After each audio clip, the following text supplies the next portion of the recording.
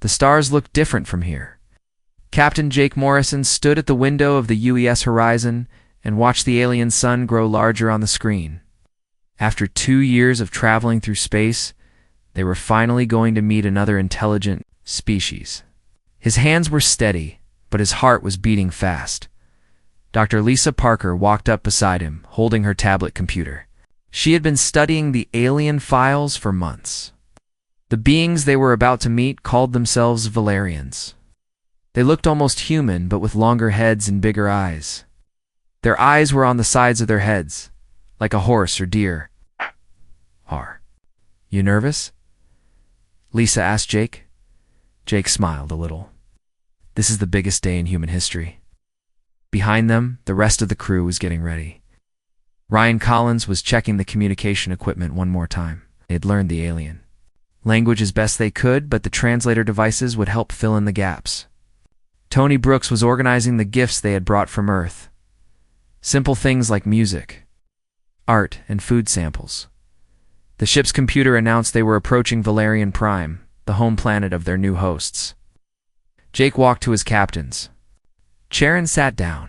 Through the main screen, he could see the planet getting closer. It was beautiful, with blue oceans and green land masses. It looked peaceful. Coming message from the planet, Ryan said from his station. Put it on screen, Jake ordered. The image that appeared showed a tall, thin being with pale blue skin. Its head was longer than a human head, and its large dark eyes were positioned where human ears would be. When it spoke, the translator made its voice sound gentle and musical. Welcome, friends from Earth. I am Ambassador Zethkri. We are honored by your visit to our world. Jake stood up and faced the screen. Thank you, Ambassador. I am Captain Jake Morrison of the Earthship Horizon. We come in peace and friendship. The alien's mouth curved in what might have been a smile. Peace and friendship are the foundation of all civilized life. We have prepared a great welcome for you. As their ship entered the planet's atmosphere, Jake could see cities below. They were unlike human cities, with curved buildings that seemed to grow from the ground like plants. There were no straight lines or sharp angles anywhere. Everything looked soft and natural. The landing platform was surrounded by hundreds of Valerians. They stood quietly, not pushing or shoving like humans might do.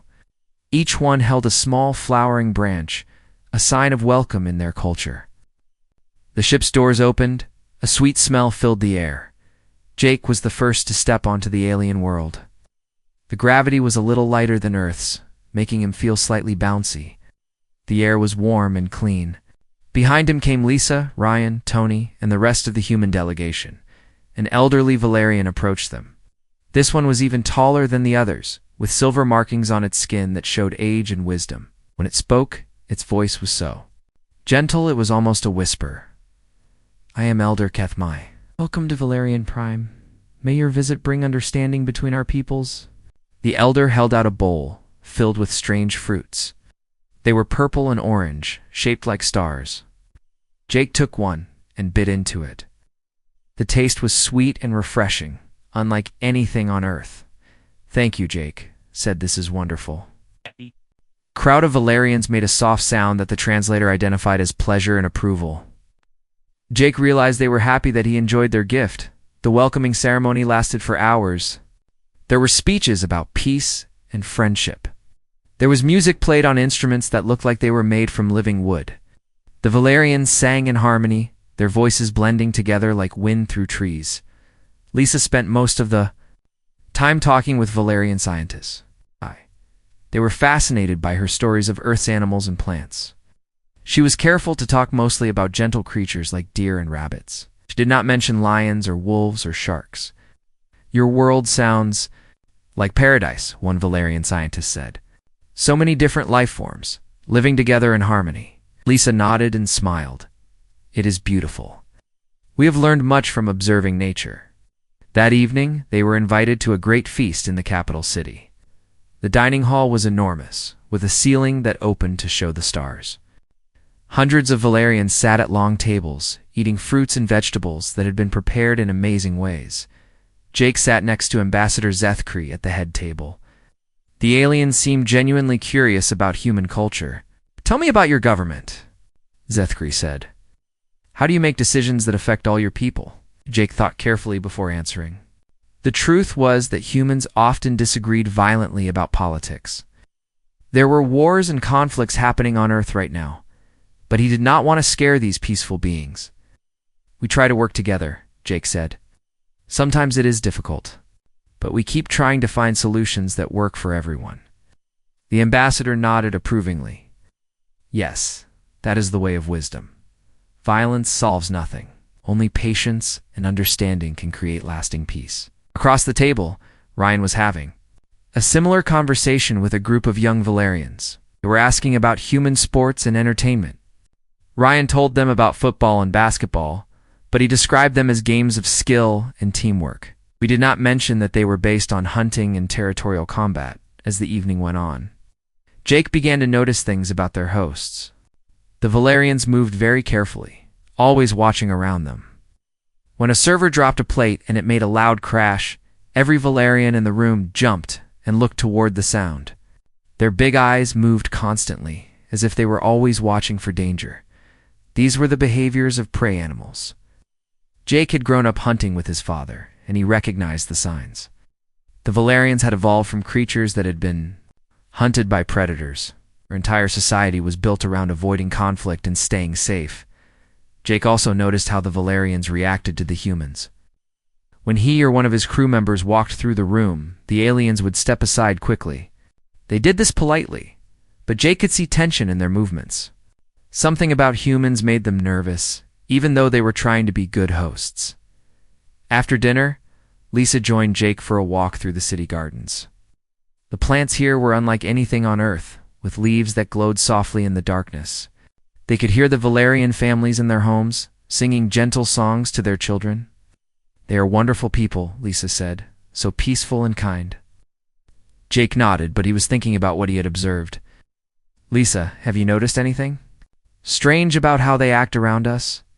She thought for a moment.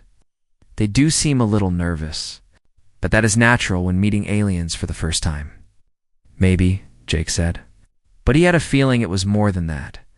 Back on the ship that night, Jake called a meeting with his senior crew. They gathered in the small conference room to discuss their first day on the alien world. What are your impressions? Jake asked. Tony spoke first. They are incredibly polite.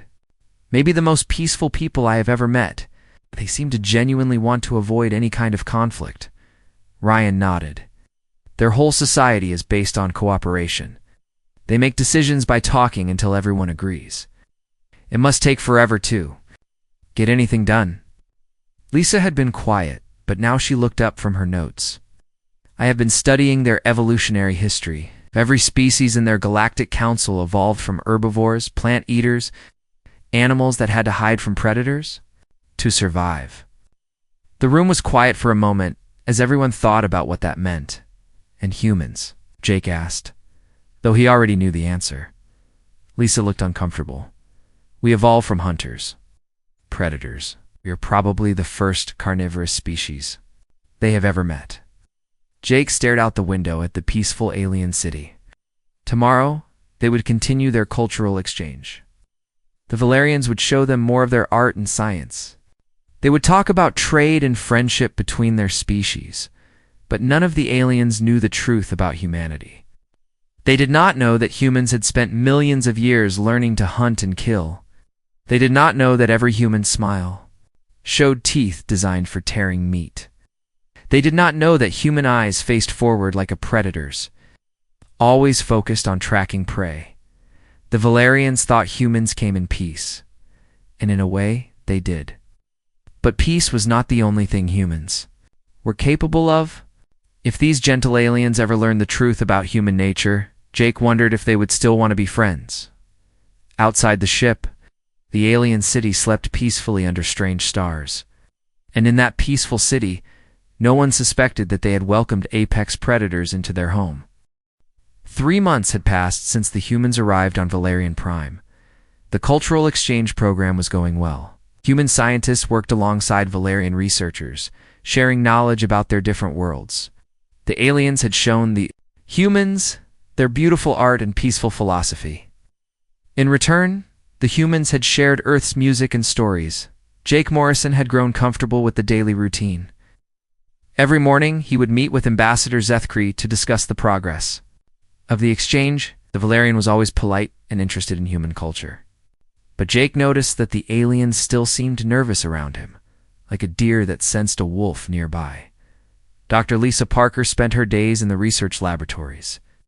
She was fascinated by Valerian biology and their gentle approach to science. They never used animals for experiments. They never cut down trees for lumber. Everything they did was designed to work with nature instead of against it. Ryan Collins had become friends with several young Valerians who worked in communications. They taught him their complex language, which used sounds and color changes in their skin to express emotions. He taught them English and showed them how human technology worked. Tony Brooks worked with Valerian doctors to learn about their medical practices. They were amazed by human medicine, especially how quickly humans could heal from injuries. Tony was careful not to explain that humans healed fast because they had evolved too. Survived fights and accidents. Everything was peaceful until the day the emergency signal came from Kelleher 7. Jake was in his quarters reading reports when Ryan burst through the door. The communications officer looked worried. "Captain, we have a problem. The research station on Kelleher 7 has gone silent." Jake sat up quickly. Kelleher 7 was a small moon where both human and Valerian scientists were studying unusual crystal formations. There were 12 people at the station, including 2 humans named Kate Sullivan and Frank Miller. "Long since their last communication?" Jake asked. 8 hours. They missed their scheduled check-in this morning. Jake's mind immediately went to the worst possibilities: equipment failure, accident, or worse. He stood up and walked to the communication panel. "Get me Commander Carter." Ben Carter was the human military officer who had come with the diplomatic mission. Officially, he was listed as a security advisor. But Jake knew Ben was much more than that. He was a soldier trained for situations exactly like this. Ben arrived at Jake's quarters within minutes. He was a big man with scars on his hands and a way of moving that reminded Jake of a hunting cat. When he heard about the missing research station, his expression changed immediately. "We need to go there now," Ben said. His voice was different from the polite tone he usually used around the Valerians. It was sharp and focused. "The Valerians will want to form a committee to discuss the situation," Jake said. Ben's eyes grew cold. "While our people are in danger?" "No, we go now." Jake felt something change inside him. For 3 months, he had been playing the role of a peaceful diplomat, but now his crew was in danger, and every instinct told him to act fast and decisively. They went together to find Ambassador Zethkri. The Valerian was in his office, surrounded by other officials. When Jake explained the situation, the aliens looked confused. "Perhaps their communication equipment has failed," Zethkri suggested. "We should send a message to the Galactic Council and ask for advice." "That could take days," Jake said, trying to keep his voice calm. "Our people might need help now." The Valerians began discussing the proper procedures for dealing with a missing research station. They talked about forming committees and following safety protocols. They wanted to make sure any rescue mission would not put more people in danger. Ben Carter listened to this discussion with growing impatience. Jake could see his military training taking over. The man's posture became straighter, his eyes more alert. When he spoke, his voice cut through the alien chatter like a knife. "Captain Morrison, I request permission to take a ship to Kelleher 7 immediately." The Valerians looked shocked. They were not used to such direct, aggressive language. "Commander Carter," Zethkri said carefully, "we understand your concern, but we must follow proper procedures to ensure everyone's safety." Ben stepped forward, and Jake saw several Valerians instinctively step back. The human's presence suddenly seemed much more threatening than it had moments before. "Ambassador, with respect, our people have been missing for 8 hours. Every minute we waste talking could be the difference between life and death." Dr. Amy Rodriguez, the mission psychologist, had been quiet during the discussion. Now she spoke up. "I agree with Commander Carter. We need to investigate immediately." Jake made his decision. We will take a ship to Kelleru 7, Ambassador. I would appreciate if one of your people came with us to observe. Captain Athuro, a Valerian ship commander, volunteered to join the mission. Jake could see that the alien was curious about how humans would handle a crisis situation within an hour. They were aboard a fast scout ship heading toward Kelleru 7. The crew included Jake, Ben, Amy, Ryan, Tony, and Captain Athuro. As they traveled through space, Jake noticed changes in his people. The polite, diplomatic behavior they had maintained for months was disappearing. Ben was checking weapons that Jake had not even known were on the ship. Amy was studying tactical displays and planning approach routes. Ryan was scanning communication frequencies with military precision. Captain Athuro watched all of this with growing alarm. His large eyes tracked every movement, and Jake could see the alien's prey instincts awakening. Captain Morrison, Athuro said quietly, your crew seems very prepared for violence. Jake looked at the Valerian captain. He realized there was no point in hiding the truth any longer. Captain Athuro, humans have been soldiers for as long as we have existed. We know how to fight because we have had to fight to survive. The alien's skin color changed to a pale yellow, which Jake had learned meant fear or anxiety. When they reached Kelleru 7, they found the research station dark and silent. Scorch marks on the outer hull showed signs of weapon fire. One of the landing bays had been blown open. Ben Carter took charge of the investigation. He moved through the damaged station like a predator, following a scent trail. His eyes missed nothing as he examined the evidence of what had happened. Raider attack, he announced after a few minutes. Scrathy, from the look of the weapon burns. Captain Athuro looked confused. Scrathy. But they operate far from here. Not anymore, Ben said grimly. He pointed to claw marks carved into a wall. This is their signature. They take prisoners to sell as slaves. The Valerian captain's skin turned. Even paler? Slavery? But that is illegal under Galactic Council law. Amy Rodriguez joined the conversation. Captain Athuro, the Scrathy do not follow council law. They are raiders and criminals. As they searched the station, they found evidence of a fight. Of the Valerian scientists had been killed, but others were missing. So were the two humans, Kate and Frank. Ben studied the scene with professional attention. He could read the signs of battle like a book. They took 6 prisoners, 4 Valerians and our 2 people. The attack happened about 10 hours ago. How can you know all this? Athuro asked. Ben pointed to various clues around the station. Blood patterns, weapon marks, signs of struggle.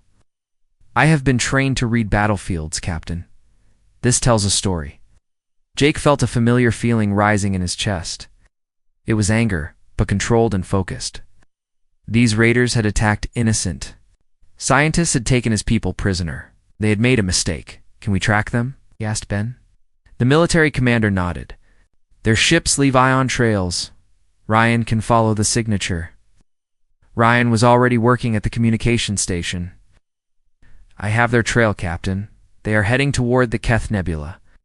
Jake knew about the Keth Nebula. It was a dangerous region of space where pirates and outlaws often hid.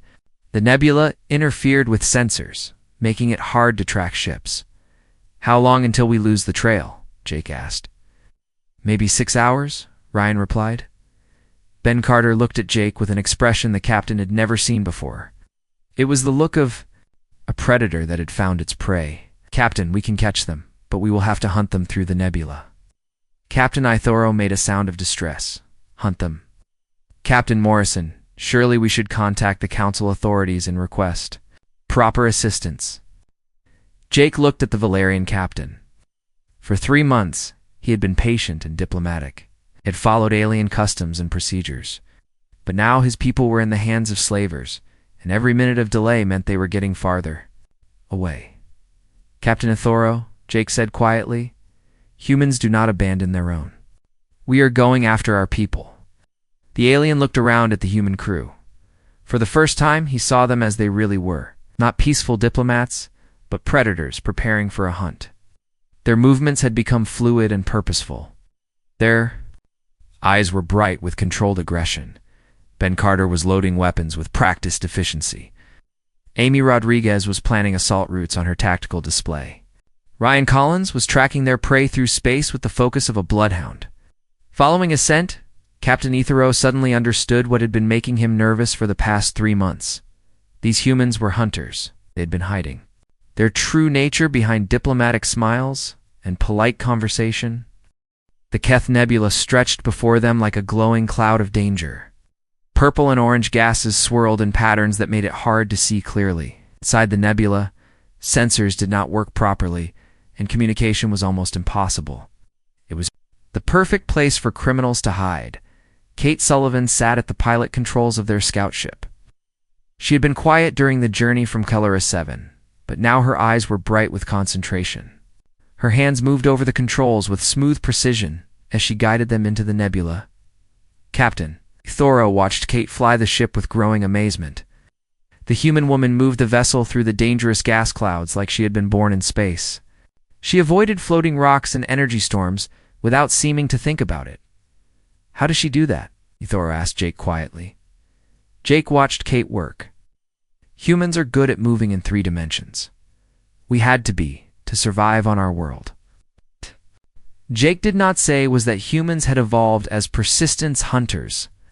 They could track prey across vast distances and navigate complex terrain better than almost any other species. Kate was using those same instincts to hunt through space.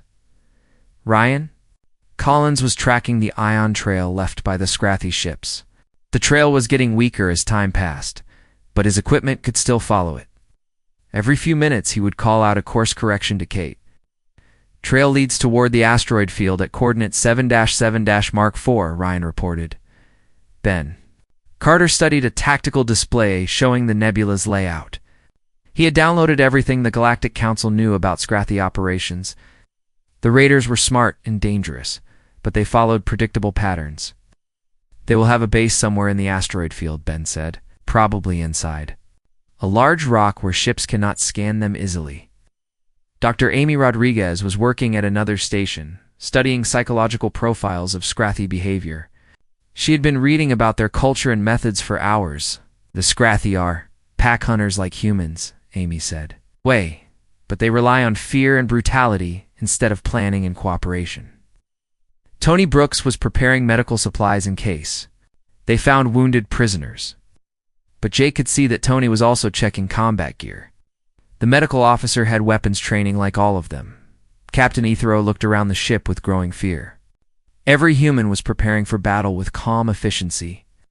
They moved like they had done this many times before. Their faces showed no fear, only focused determination. Captain Morrison, Ethero said nervously, perhaps we should call for reinforcements. From the Council fleet? Ben Carter looked up from his tactical display. Captain Ethero, Council ships would take 3 days to get here. Our people do not have 3 days. But this is very dangerous. The Scrathy are known to be violent criminals. Amy Rodriguez turned to face the Valerian captain. Her expression was patient but firm. Captain, humans have been dealing with violent criminals for thousands of years. You know how to handle them. Kate suddenly called out from the pilot station. I have visual contact. Large asteroid with artificial structures built into it. On the main screen, they could see a massive rock floating in the nebula. Parts of it had been carved out to make docking bays and living spaces. Several smaller ships were attached to its surface like metal parasites. Ben Carter studied the image carefully. That is their base. Count 6 ships, maybe more hidden. Inside the rock, Jake felt his heart rate increase slightly. This was it. They had found the raiders who had taken their people. Now came the hard part. How do we get our people out? Jake asked.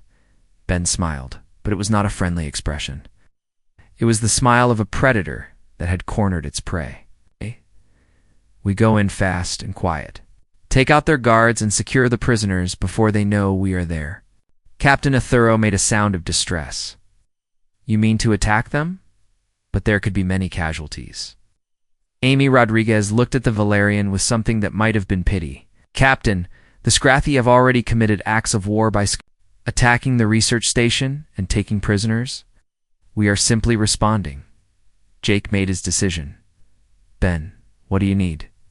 The military commander was already moving toward the weapons locker. Kate brings us in close and quiet. Ryan jams their communications so they cannot call for help. Tony and Amy secure the prisoners while I deal with the guards. What about me? Jake asked. Ben looked at his captain with respect. You command. The mission, sir. Keep us coordinated and get us out when the job is done. Captain Ethero watched this planning with horror. The humans were discussing violence like it was a normal part of life. They showed no fear, no hesitation, no doubt about what they were going to do. Kate maneuvered their ship closer to the asteroid base. She used the nebula's interference to hide their approach. Sliding between gas clouds like a shark swimming through dark water, her flying was beautiful and deadly at the same time. Docking bay ahead, Kate reported. I can get us inside without triggering their sensors. Ryan was working frantically at his station. Their communication array is on the outer surface. Can disable it from here. Ben had opened the weapons locker and was handing out gear to the team. Jake was surprised by how much military equipment had been hidden on their supposedly peaceful diplomatic ship. There were assault rifles, body, armor, and devices he did not recognize. How long have you been planning for something like this? Jake asked Ben. The military commander checked his weapon with practiced movements. Captain, humans have been going into dangerous places to rescue our people for as long as we have existed. We always plan for the worst. Tony Brooks was putting on medical gear over his body armor. I have trauma supplies and emergency surgery equipment. If our people are hurt, I can help them. Amy Rodriguez was studying the layout of the asteroid base on her screen. The prison area will be in the center, away from the docking bays. Most secure location? Captain Ethero could not believe what he was seeing. These humans had transformed from peaceful diplomats into a military unit in less than an hour. Every one of them knew exactly what to do. This is madness, he whispered. You cannot just attack a fortified position with 6 people. Jake looked at the Valerian captain. Ethero? Humans have been attacking fortified positions with small teams for thousands of years. We are very good at it. Kate brought their ship into the docking bay so smoothly that it barely made a sound. Through the windows, they could see scrathy guards walking around the base. The aliens looked like giant insects with hard shells and sharp claws. Ryan activated his jamming equipment. Communications are down. They cannot call for help. Ben Carter opened the airlock and stepped onto the asteroid base. His movements were fluid and silent, like a hunting cat stalking its prey. The other humans followed him, spreading out too. Cover different approaches. Jake stayed on the ship with Captain Ethero to coordinate the mission. Through the communication system, he could hear his people moving through the base. 2 guards down, Ben reported quietly, moving toward the central section. I have eyes on the prison area, Amy said. 6 prisoners visible, all alive. Tony's. The voice came through the comm. Frank Miller has injuries, but is conscious. Kate Sullivan appears unharmed. Jake felt relief wash over him. Their people were alive, but then alarms began blaring throughout the base. Red lights flashed as the Scrathy realized they were under attack. We have been detected, Ben announced. Moving to extraction now. Through the ship's sensors, Jake could see Scrathy warriors running through the corridors toward the prison area. There were more of them than expected, at least 20 armed raiders. Captain Ethero grabbed Jake's arm. We must leave now. There are too many of them. Jake pulled free from the alien's grip. We do not leave our people behind. On the communication system, they could hear the sound of fighting. Weapons fire echoed through the asteroid base as humans and Scrathy clashed. In the narrow corridors, Ben, report, Jake called. Prisoners secured, fighting our way to extraction point. These bugs are tougher than expected. Amy's voice came through clearly, despite the noise of battle. Frank needs immediate medical attention, possible internal injuries. Tony responded immediately. Bring him to the ship now. Kate is helping the Valerian prisoners. Jake watched through the ship's cameras as his people emerged from the base. They moved in formation, covering each other as they retreated. Ben Carter was at the rear, holding off pursuing Scrathy with controlled bursts of weapon fire. Kate Sullivan was carrying an injured Valerian scientist, while Tony helped Frank Miller walk toward the ship. Amy Rodriguez had her weapon ready, scanning. For threats from all directions, the rescue took less than 10 minutes from start to finish.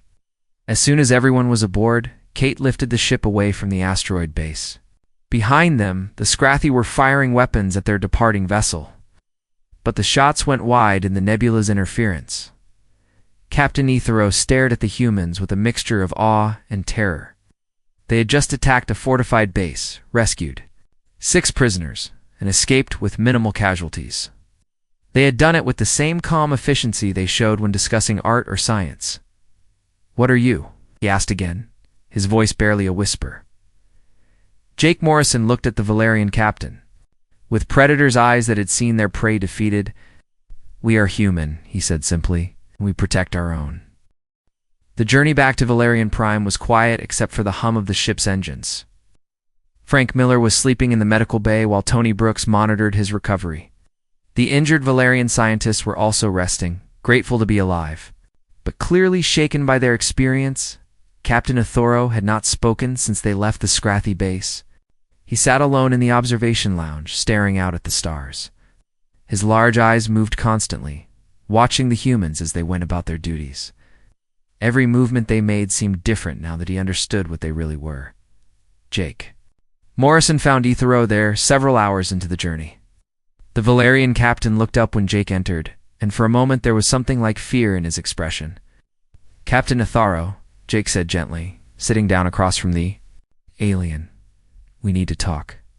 The Valerian's skin color shifted to a pale yellow. "Yes, I think we do."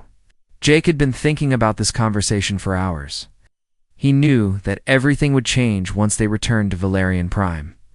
The secret was out. The galaxy would learn that humans were not the peaceful explorers they pretended to be. "You are afraid of us now," Jake said.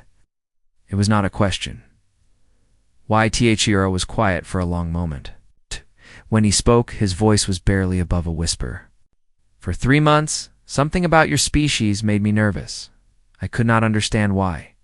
Now I know." "We never meant to deceive you," Jake said. "We wanted peace between our peoples. But you lied about what you are." Jake shook his head. "We did not lie about wanting peace. We simply did not tell you everything about our nature." Dr. Amy Rodriguez joined them in the observation lounge. She had been monitoring the conversation from the bridge and decided her psychological expertise might be helpful. "Captain Ethero," Amy said, sitting down beside Jake, "humans evolved on a world where survival meant being able to hunt and fight. But we also evolved the ability to choose when to use those skills." The Valerian looked at her with confusion. "I do not understand." Amy leaned forward slightly. "We could have conquered your world when we first arrived. Our technology is more advanced than yours in many ways. Our people are physically stronger and faster. But we chose friendship instead of conquest." Jake nodded. "Everything we told you about wanting peace was true. We just did not explain that we are capable of war if necessary." The Thoro skin color shifted again, this time to a deeper blue that indicated deep thought. "Your entire species evolved from predators." "Yes," Jake said simply. "Humans are descended from hunters. We have forward-facing eyes to track prey. We have endurance to chase animals over long distances. We have hands designed to make and use weapons. But you also have intelligence," Amy added. "And with intelligence came the ability to choose cooperation over competition." The Valerian captain looked out at the stars again. "Every species in the Galactic Council evolved from prey animals, herbivores that survived by hiding or running from predators. We built our civilization around avoiding conflict. And that is a beautiful thing," Jake said. "Your people have created a peaceful society that we admire greatly, but you could destroy it easily." Jake was quiet for a moment, choosing his words carefully. "Yes, if we wanted to. But we do not want to." Ryan Collins appeared in the doorway of the observation lounge. "Captain, we are receiving messages from Valerian Prime. Ambassador Zethkri is requesting immediate communication." Jake stood up. "Put him through."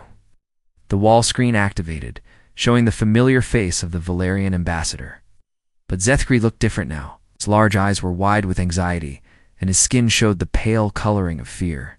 "Captain," Morrison Zethkri said, "we have received reports about an incident at Kellera 7. Is it true that you attacked a Scrathy base?" Jake glanced at Captain Ethero, who nodded slightly. "Yes, Ambassador. We rescued the prisoners from the research station. Our reports of casualties among the Scrathy. They attacked innocent scientists and took prisoners," Jake said. "We responded appropriately." Zethkri looked troubled. "Captain, the Galactic Council is very concerned. We do not use violence to solve problems. There are proper procedures for dealing with criminal activity." Ben Carter joined the conversation. "From the bridge, Ambassador, your proper procedures would have taken days. Our people would have been sold into slavery by then." The Valerian ambassador stared at Ben with obvious fear. "Commander Carter, your methods were extremely violent. Several Scrathy were killed." Ben's expression did not change. "Yes, sir. That is what happens when someone threatens our people." Jake could see that this conversation was not going well. "Ambassador Zethkri, we will explain everything when we return to Valerian Prime." After the communication ended, Captain Ethoro looked at Jake with new understanding. "Your ambassador does not know what you really are, does he?" "No," Jake admitted. "Very few people in the galaxy know the truth about human nature." Dr. Amy Rodriguez stood up and walked to the window. "Captain Ethro, we want you to understand something important. Humans have been warriors for thousands of years, but we have also been protectors." She turned back to face the Valerian captain. "On our world, the strongest humans protect the weak. Parents fight to defend their children. Soldiers die to save their communities. Our warrior nature is not just about conquest. It is about protection." Thoro listened carefully. "But you could have told us the truth from the beginning." Jake sighed. "Captain, what would have happened if we had arrived at your world and announced that we were a species of apex predators?" The Valerian thought about this. "We would have been terrified. Probably would have refused contact entirely. Exactly. We wanted the chance to show you that we could be trusted before you learned what we were capable of." Kate Sullivan entered the observation lounge, having left the ship on autopilot. She looked tired but alert, still showing the focused energy. Of someone who had recently been in combat, "Captain Ethero," Kate said, "I want to apologize if we frightened you during the rescue mission." The Valerian looked at her with curiosity. "You flew that ship through the nebula like you were born in space. How is that possible?" Kate smiled slightly. "Humans evolved to move through complex three-dimensional environments. On our world, our ancestors had to chase prey through forests and over mountains. We learned to navigate by instinct." "And the fighting?" Thoro asked. "You moved like you had done it many times before." Kate's expression became more serious. "All humans receive basic combat training. We learn to defend ourselves and our families. From childhood, Tony Brooks joined them from the medical bay. Wow. Frank is stable and recovering well. The Valerian scientists are also doing better." He looked at Captain Ethero. "Captain, I want you to know that everything we learned about Valerian physiology during the cultural exchange helped me treat the injured prisoners. Our knowledge of your people saved their lives." Oh. Jake saw an opportunity to make an important point, "Captain Ethero. We spent 3 months learning about your culture and biology, but not so we could conquer you, so we could protect you if necessary." The Valerian captain's skin color shifted to a lighter blue. "You were planning to protect us?" Amy Rodriguez nodded. "Humans form pack bonds with other species. Once we consider you part of our group, we will fight to defend you, even though we are so different. Especially because you are different," Jake said. "Your peaceful nature is precious. It deserves to be protected." Ryan Collins called from the bridge. "Captain, we are approaching Valerian Prime. Multiple council ships are requesting permission to escort us to the surface." Jake looked at Captain Ethero. "Seems word has spread about what happened." The Valerian captain stood up slowly. "Captain Morrison, I must ask you something directly.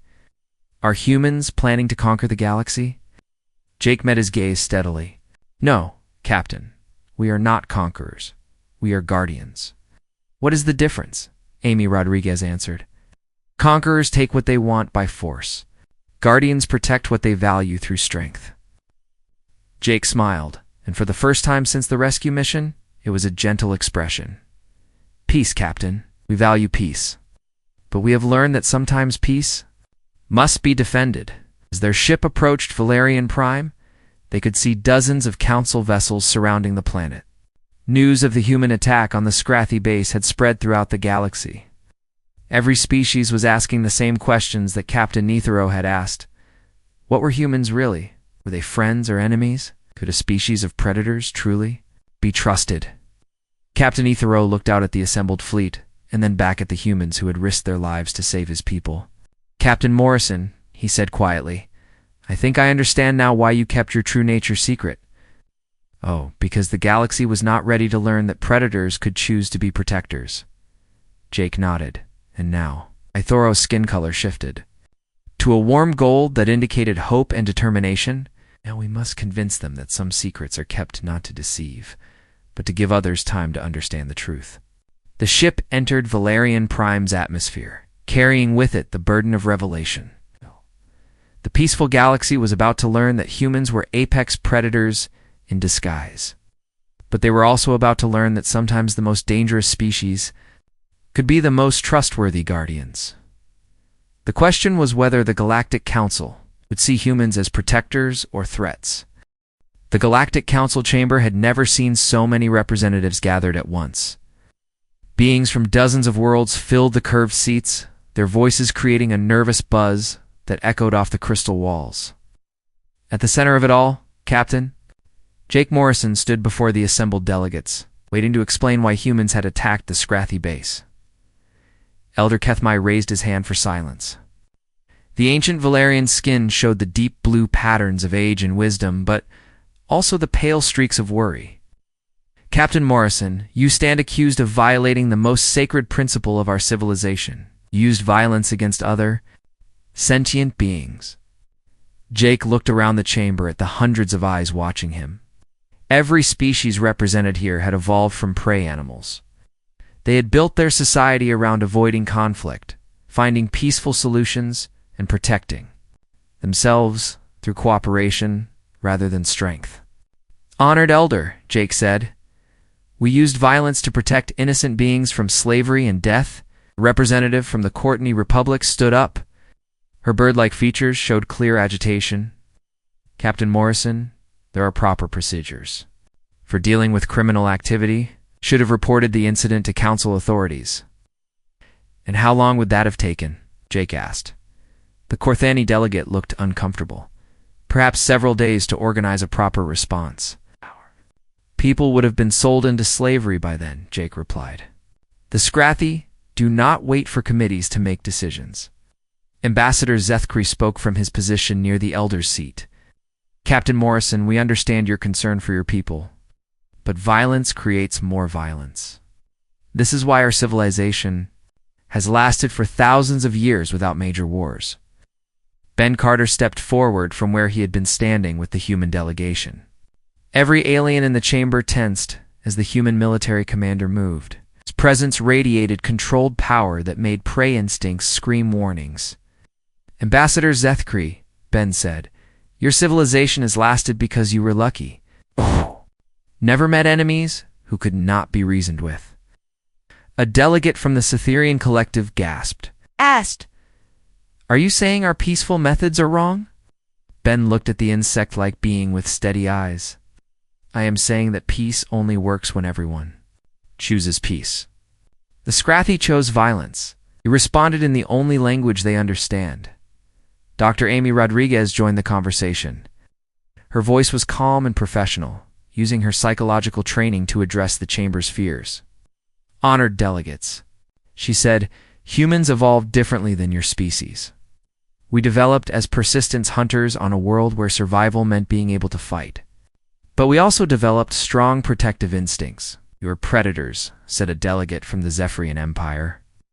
His tall, thin form trembled slightly as he spoke. Yes, Amy replied simply. But we are predators who choose to protect rather than conquer. Elder Kethmai leaned forward in his seat. Dr. Rodriguez, how can we trust predators? Your very nature drives you to hunt and kill. Amy smiled gently. Elder, Our nature also drives us to protect our pack. We consider the council species. To be part of our pack now? The chamber erupted in surprised voices. Some delegates seemed frightened by the idea of being claimed as pack members by predators. Others appeared curious about what this might mean. Captain Ethero rose from his seat among the Valerian delegation. The chamber fell quiet as he prepared to speak. Everyone knew he had witnessed the human rescue mission firsthand. "Honored delegates," Ethero said, "I have seen humans in combat. They are indeed apex predators. But I have also seen them risk their lives to save strangers." He looked directly at Jake Morrison. Captain Morrison and his crew could have taken our world by force when they first arrived. Their technology is more advanced than ours. Their people are stronger and faster. But they chose friendship instead. A young delegate from the Altarian Federation stood up. "Captain Ethero, how do we know they will not change their minds?" "Predators are unpredictable." Ryan Collins stepped forward from the human group. "Delegate, humans have been making alliances with other species for thousands of years. Once we give our word, we keep it." "But you lied to us about your nature," the Altarian pointed out. Jake Morrison answered this time. "We withheld information to give you time to know us as people before you learned what we were capable of. If we had announced ourselves as warriors, would you have given us a chance?" The chamber was quiet as delegates considered this question. Many of them knew the answer. Fear would have overruled curiosity, and first contact would never have happened. Elder Kethmai spoke again. "Captain Morrison, what do humans want from the Galactic Council?" Jake looked around the chamber before answering. "We want to be part of your civilization. We want to learn from your peaceful ways. And we want to help protect what you have built." "Protect us from what?" asked the Korthani delegate. Ben Carter answered. "From species like the Scrathi, from raiders and pirates who do not follow council law, from anyone who would harm innocent beings." Dr. Lisa Parker, who had been quiet during the debate, finally spoke up. "Honored delegates, during our 3 months on Valerian Prime, we studied your history. Your peaceful civilization is beautiful and precious, but it exists in a galaxy that is not entirely peaceful." She activated a holographic display showing council space. "You have enemies on your borders. The Scrathi raids have increased by 300% in the last decade. Other hostile species are expanding toward your territory." The display showed attack patterns and territorial movements that painted a troubling picture. The council's peaceful expansion had made them wealthy targets for aggressive neighbors. "Your defensive capabilities are limited," Lisa continued. "You have no military ships, no trained soldiers, no weapons designed for warfare. You rely on diplomacy and distance to keep you safe." Ambassador Zethkri looked troubled. "We have always believed that showing strength invites conflict. Sometimes," Ben Carter said, "showing weakness invites conquest." Tony Brooks stepped forward to address the medical aspects of the situation. "Honored delegates, we have also studied your physiology. Your species evolved sophisticated healing techniques because you needed to survive injuries from predators. But you have no knowledge of trauma surgery or battlefield medicine." He gestured toward the rescued scientists who sat in the gallery. "When the Scrathi attacked the research station, we were able to save lives that would have been lost using only council medical techniques."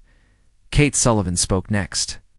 "Our ship technology allows us to navigate dangerous regions like the Keth Nebula, where criminals hide. Council vessels cannot safely operate in those areas." The delegates began to understand what the humans were offering. Not conquest, but partnership. Not domination, but protection. A very old delegate from the crystalline hegemony spoke in a voice like wind chimes.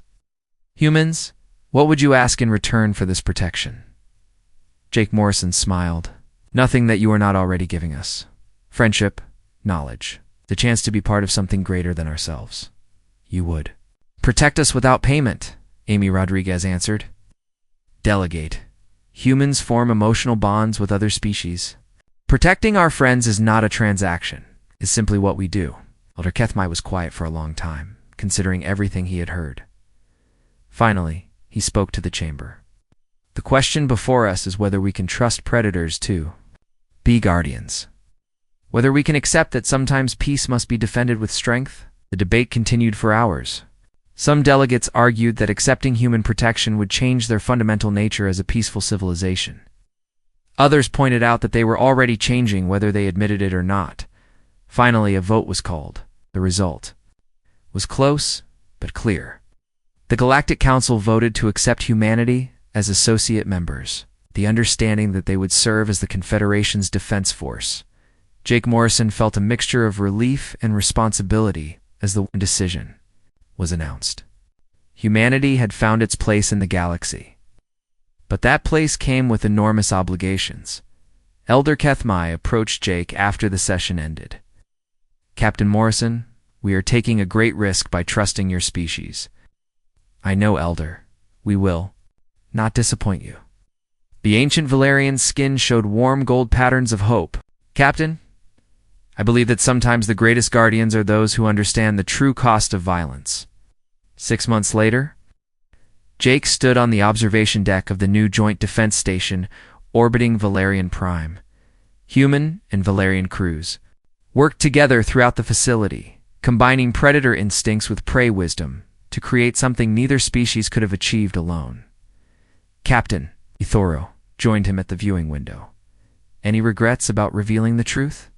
Jake watched a human patrol ship dock with perfect precision guided by a Valerian navigation officer. "No regrets. The galaxy needed to know what we really are. And what are humans, really?" Jake smiled as he watched the mixed crews working together below.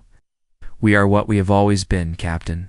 We are protectors. The only difference is that now we have something worth protecting that is bigger than just ourselves." The stars outside showed a galaxy that was still dangerous, still full of unknown threats. But it was also a galaxy where apex predators had chosen to become guardians of peace.